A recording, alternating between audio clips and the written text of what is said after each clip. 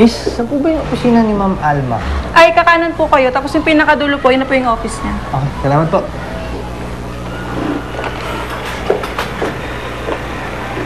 Siguro yan. Pwede ba? Hindi to factory ng mga bulag. Ma'am, sorry po. Pasensya na po. God! Dindon Valencia? Ako po yan, ma'am. Sige. Sumama ka sa akin.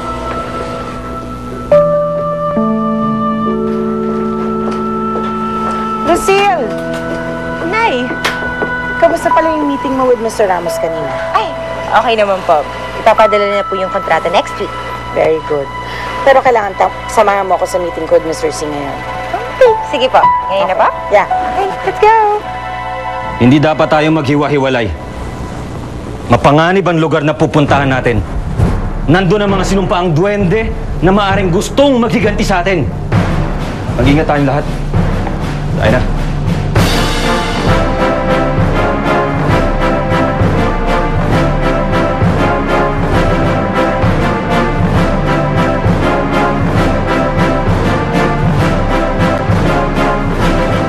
Sandali lang.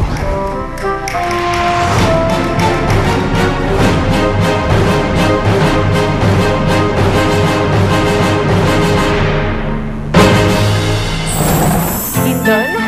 Hindi mo ba ako natatandaan? Lucille Ballesteros. Anak ni Cardo at saka ni Marisa. Sino yun? Wala mga tao. Mga mortal sila. Ano po bang iniisip mo, Kuya Lindon? Wala, may naalala lang ako. Parang kilala ko siya. Dorfina! Saan ka mamunta? Gusto ko lang siya tignan ng malapitan. Sinabi ko na nga ba mas gwapo ka sa malapitan.